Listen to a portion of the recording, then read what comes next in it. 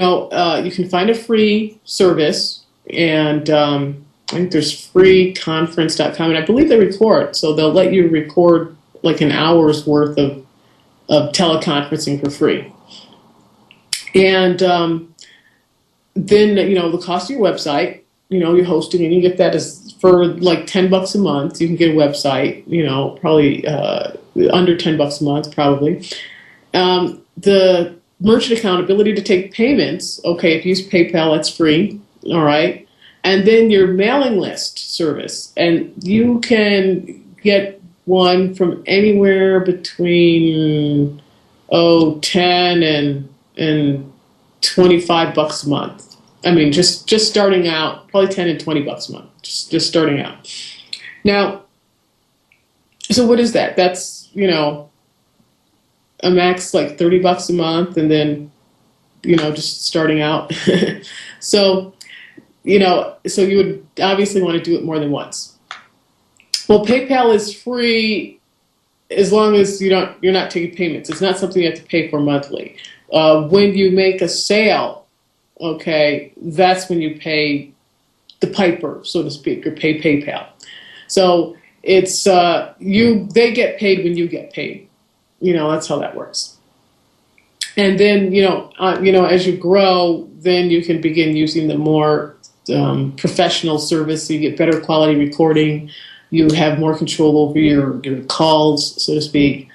And if you go to find out all the services that you would need to run a successful teleseminar, you can go to teleseminarlive.com, and then there's a link for teleseminar resources, and click on that link, and then you can see the different services that are there. So if you go to teleseminarlive.com, there's also a lot of articles there on how to run teleseminars and everything. So check that out.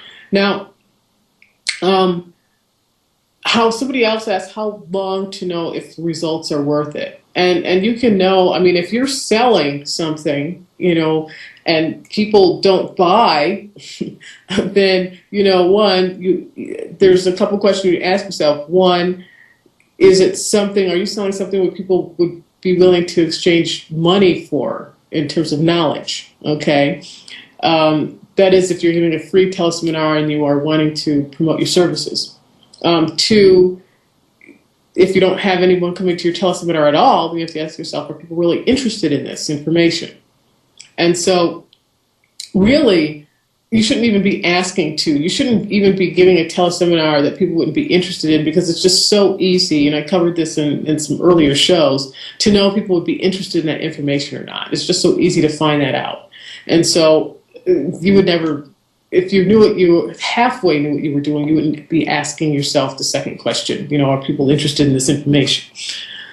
So, it's a point of, and if you do your research right, you could also figure out if they'd be willing to pay for it and how much they'd be willing to pay for it. So, if you don't want to take the time, you can throw together a teleseminar, you can find out that way. At the very least, you'll be growing your mailing list. So it's not all wasted. So again, it may also be the kind of information, it may require 2 or 3 teleseminars before people are, say, okay, you know what, I do need this. It may require additional contact. It may require additional connection with them, which you can supplement through different ways, getting people back to read your blog, sending a newsletter. Okay, so you can do it, have that touch in a number of different ways besides just a teleseminar. So again, in terms of finding out if it's worth it or not, all right, you may not know right after the first teleseminar. So it's about creating that strategy, but really getting those numbers in. Okay, how much is it that you need to make, that you're required to make? How much time, effort, and income do you need to expend to get what it is that you need to make? And so you want to have certain things, really in place, like your landing page when people sign up. Is that optimized?